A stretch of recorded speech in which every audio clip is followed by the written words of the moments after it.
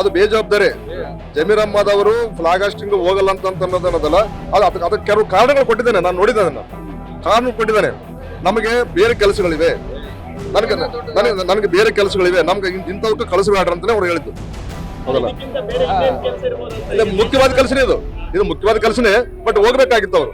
ಜಮೀರ್ ಅಹ್ಮದ್ ಇಲ್ಲಪ್ಪ ಅಂದ್ರೆ ಜಮೀರ್ ಅಹ್ಮದ್ ಅವರು ಏನೇ ಮಾತಾಡಿದ್ರು ಕೂಡ ಒಂದು ಏನಂತವಲ್ಲ ಕೋಮು ಒಂದು ಇದು ವಾತಾವರಣ ಕ್ರಿಯೇಟ್ ಮಾಡ್ತಾರೆ ಅನ್ನೋದು ಅದಕ್ಕೆ ಗೊತ್ತಿದ್ರು ಕೂಡ ಮನುಷ್ಯನಿಗೆ ಈ ತಪ್ಪುಗಳು ಮಾಡಬಾರ್ದು.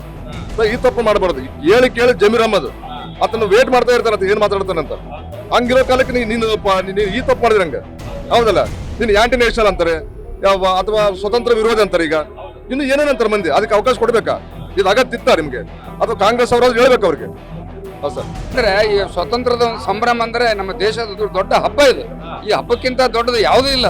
ಅದಕ್ಕೆ ಅವರು ಡಿ ಕೆ ಶಿವಕುಮಾರ್ ಅವರ ಒಂದು ದೌರ್ಬಲ್ಯ ಅಂತ ನನಗನ್ನಿಸ್ತದ. ಅವರು ಚೀಮಾರಿ ಹಾಕಿ ಕಳಿಸ್ಬೇಕಾಗಿತ್ತು. ಕಳಿಸಿದ್ರ ಅರ್ಥ ಇತ್ತು. ಯಾಕಂದ್ರೆ ಸ್ವತಂತ್ರ ಬರಬೇಕಾದ್ರೆ ಎಷ್ಟು ಮಂದಿ ಪ್ರಾಣ ಕಳ್ಕೊಂಡ್ರೆ ಇವ್ರು ಚೆಲ್ಲಾಟ ಆಡಕತ್ತಾರ ಪ್ರಾಣಕ್ಕೆ.